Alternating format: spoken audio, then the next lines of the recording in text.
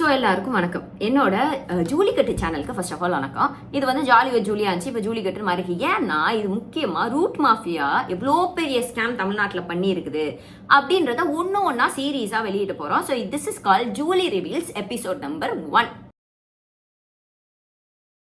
இந்த எபிசோடோட முழு சீரீஸ்ல நம்ம யாரை ரிவீல் பண்ண போறோம்? ஜூலி நல்லவன் ரிவீல் பண்ண போறது இல்ல, ரூட் மாஃபியா இப்பெல்லாம் வேலை செஞ்சிருக்கு அப்படின்றதான் ரிவீல் பண்ண போறோம். ஸோ ஃபர்ஸ்ட் அதுக்கு முன்னாடி ஒரு ஆடியோ ரெக்கார்டிங் போடுறேன். அந்த ஆடியோ ரெக்கார்டிங்கை வந்து கேட்டுட்டு வந்துருங்க. யாரு அந்த அந்த கார்த்திக் அப்படிங்கிறவரும் ஒரு ஒரு அட்வொகேட் ஒருத்தரும். ஓகே. இந்த கிட்னி பிரச்சனையில வந்து நீங்க உங்க பேரையுமே சேர்த்து ஜூலி அவங்க ஹஸ்பண்ட் எல்லாருமே இன்வால்வ் ஆயிருக்காங்க. அவங்களுக்கு வந்து இந்த நெட்வொர்க்கோட தொடர்பு இருக்கு.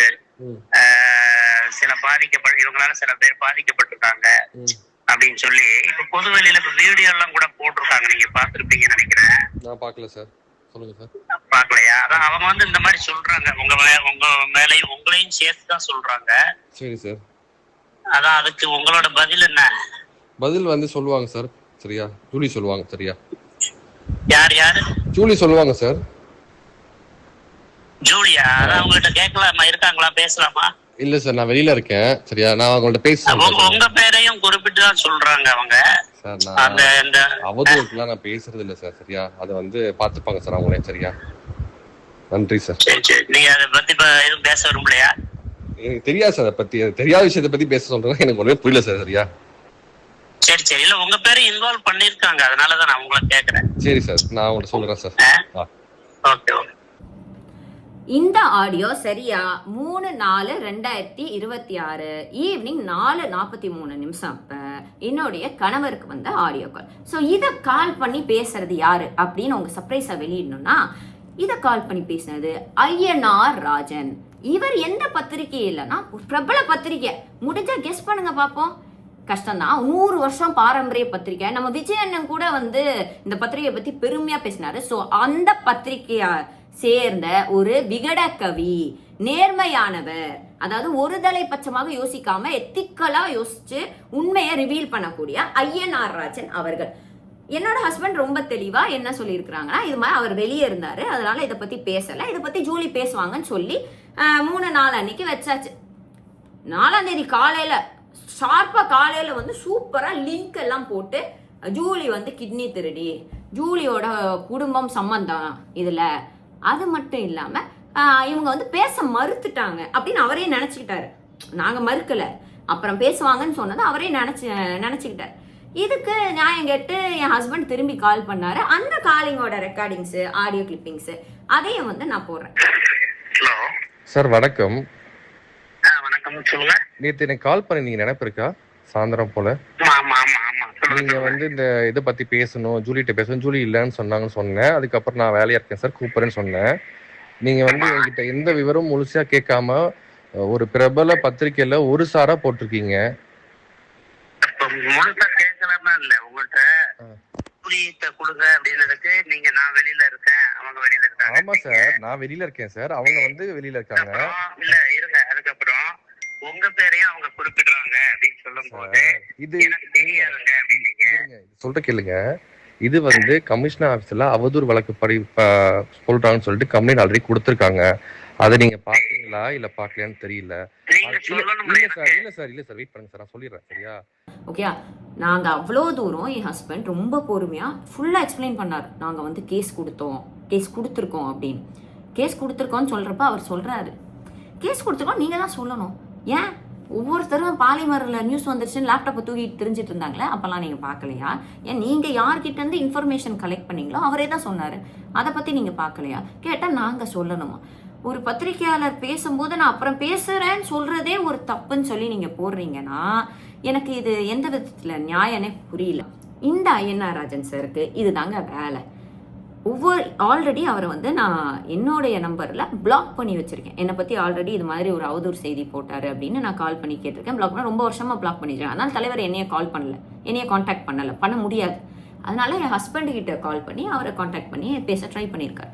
அப்புறம் என் ஹஸ்பண்ட் வந்து கால் பண்ணி, என்னங்க இது மாதிரி போட்டிருக்கீங்க, நாங்கள் பேசுகிறோன்னு சொன்னோமே, நீங்கள் இன்னைக்கு பேசியிருக்கலாம், இல்லை வந்து நாளைக்கு பேசியிருக்கலாம், இல்லை நான் வரும்போது வீட்டுக்கு வரும்போது நைட்டு 10 மணி ஆகி போச்சு, என் மனைவி மறுநாள் பேசிக்கலான்னாங்க. அதுக்குள்ளேயே ஏன் போட்டிங்கன்னா எடிட்டர் போட சொன்னாங்க. எடிட்டர் வந்து சென்சேஷனுக்காக போட சொன்னாங்க. அப்போ உன்னோட சென்சேஷனுக்கு உங்களோட போதைக்கு நான் தொக்கா, நான் ஊருகாவா? சரி, என் ஹஸ்பண்ட் வந்து இதுக்கான ஃபுல் விளக்கத்தை கொடுத்ததுக்கு அப்புறம் போடுறேன்னு சொன்ன நீங்க இன்னைக்கு வரைக்கும் அதை பத்தின ஒரு எடிட் கூட பண்ணது கிடையாது. ஏன் உங்க எடிட்டர் சொல்லலையா எடிட் பண்ணக்கூடாது? இல்ல உங்க ரூட் மாஃபியா வந்து சொன்னுச்சா, இல்ல இல்ல அவ கெட்டவையா, அவ என்ன பண்ணாலும் கெட்டவ, இதை மட்டும் தான் மக்கள் கிட்ட வந்து ப்ரொஜெக்ட் பண்ணணும்னு உங்க ரூட் மாஃபியா சொன்னுச்சா? இந்த கரெக்டா இந்த பிட்ட கேட்டீங்கன்னா தெரியும். இல்ல அவங்க என்ன சொல்றாங்கன்னா, ஆதாரத்தையும் சொல்லாதீங்க, கம்ப்ளைண்ட் உங்க மேல அவதூறு வச்சிருக்காங்களா அத வந்து சொல்லுங்க, அதுக்கு வந்து நாங்க ஆக்ஷன் எடுப்போம், கண்டிப்பா எடுப்போம். எடுக்கும்போது அந்த நீங்க ஆதாரத்தை வெளியில சொன்னீங்கன்னா அவங்க வந்து அதை கலைக்க விரும்புவாங்க, முயற்சிப்பாங்க. அப்ப எங்களால நடவடிக்கை எடுக்க முடியாது. அதனால ஆதாரத்தை கேட்க மாட்டோம் உங்ககிட்ட. குறைஞ்சபட்சம் அந்த பையன் வந்து எனக்கு ஜூலி தெரியாதுன்னா எனக்கு தெரிஞ்ச பையன் தான், அவன் வந்து வேற ஏதோ ஒரு உள்நோக்கத்தோட பண்றான். அதுதான் சார் உண்மை. சார் அந்த பையன் தெரியா எல்லா இடத்துலயும் சொல்றான் ஜூலிய தெரியாது, ஜூலி கணவரை தெரியாங்கிறான். ஆனா அது உண்மை கிடையாது. ஜூலி கணவரையும் அவருக்கு நல்லா தெரியும், ஜூலியும் நல்லா தெரியும் அவருக்கு. அதுக்கான எல்லா ஆதாரமும் எவிடன்ஸும் கமிஷனர் ஆபீஸ்ல கொடுத்துருக்கோம். நானும் கொடுத்துருக்கேன், அவங்களும் கொடுத்துருக்காங்க.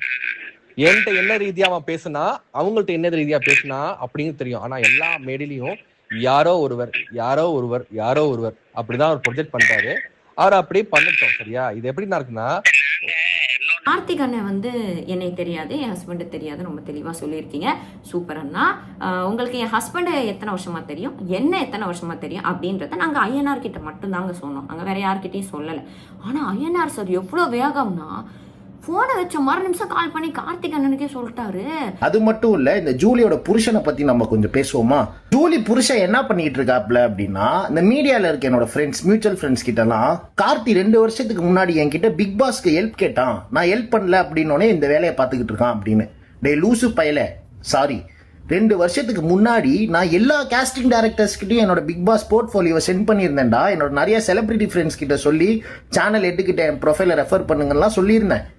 அப்படிதான் உன்னையும் நம்பி சொன்னேன். ஆனா நீ எவ்வளவு கேவலமானவேன்றது எனக்கு இப்பதான்டா தெரியும். இந்த பாருங்க, அவருக்கு வந்து உங்களுக்கு தெரியும்னு சொன்னாங்க, நீங்க ஏன் சொல்லலன்னு கேட்டாரா என்னன்னு தெரியல.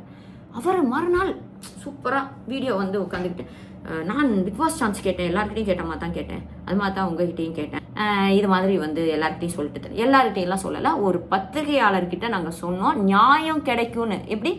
ஒரு பத்திரிகையாளர் நடுநிலைவாதி, அவர்னால எங்களுடைய கருத்துக்கள் மக்களை போய் சேரும். 100 வருட பாரம்பரிய பத்திரிக்கை, விஜயனா தூக்கி புகழ்ந்த பத்திரிக்கை கொண்டு போய் ஒரு விஷயத்த சேர்க்கும் அப்படின்னு என் ஹஸ்பண்ட் ரொம்ப ஹோப்ஃபுல்லா ரொம்ப நம்பினாரு. நம்பி மொத்த ஹிஸ்டரியும் வச்சாரு.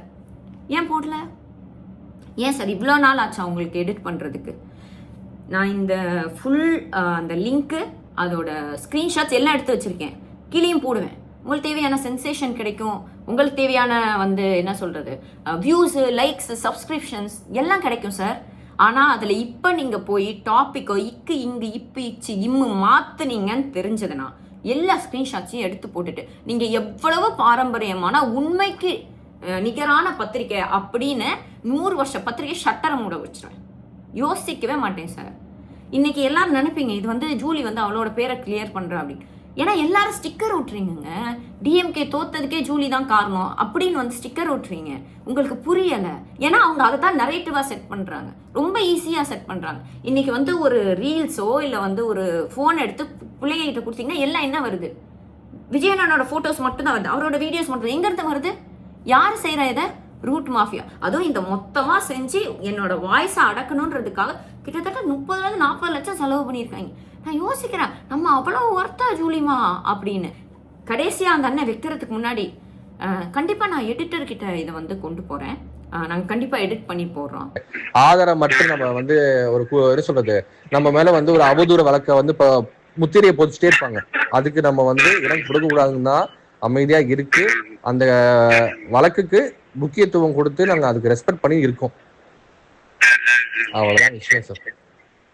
சரி, ஓகே. நான் எடிட்டர் பார்வைக்கு கொண்டு போறேன். கொண்டு போங்க. போயிட்டு நீங்க இந்த மாதிரி பேசுறீங்கன்றத இருக்கும்போது நான் சொல்லிட்டு பதிவு பண்ணிட்டு நம்ம அதுக்கு என்ன இது பண்ணணுமோ அதை பண்ணுங்க. Right okay. 3-4னா இப்போ என்ன ஆயிடுச்சு, 5ஆம் மாதம் ஆகிப்போச்சு. எடிட்டிங் எதுவுமே நடக்கலை. இப்போ வரைக்கும் எடிட் பண்ணல. எடிட்டர் சார், அது நீங்கள் உங்கள் பார்வைக்கு இது ஐயனார் கொண்டு வந்தாரா, இல்லை நீங்கள் வந்து ரூட் மாஃபியா பேரோலில் இருக்கனால இதை பற்றி போடக்கூடாதுன்னு முடிவு பண்ணிட்டீங்களா? அப்புறம் நான் தான் குற்றம் பண்ணனே போட்டிருக்கீங்க. இதில் ஒரு முக்கியமான விஷயம் என்னன்னா, பாலிமர் நியூஸும் போட்டாங்க, நிறைய நியூஸும் போட்டாங்க. ஆனால் அவங்களாம் எப்படி போட்டாங்க, இது மாதிரி கேஸ் கொடுத்துருக்காங்க கமிஷனர் ஆஃபீஸில், இத்தனை பேர் மேலே கொடுத்துருக்காங்க, இது வந்து உண்மையா பொய்யான போலீஸ் வந்து விசாரிக்கணும் அப்படின்னு தெளிவாக போட்டிருக்காங்க. கரெக்டாக? நீங்கள் எங்கே அந்த கேஸை பற்றி மென்ஷன் பண்ணியிருக்கீங்க? மென்ஷன் பண்ணல. அப்போ ஒரு பத்திரிகையாளர் ஒருத்தவங்களை காண்டாக்ட் பண்ணும்போது ஒரு கேஸ் அவங்க கொடுத்துருக்காங்கன்றத கூட தெரியாமல் நீங்கள் இன்டராகேட்டிவாக இருக்கலாம் சார், தப்பே கிடையாது. பத்திரிகையாளரோட தர்மமே அது, அவங்க இன்டராகேட்டிவாக இருப்பாங்க.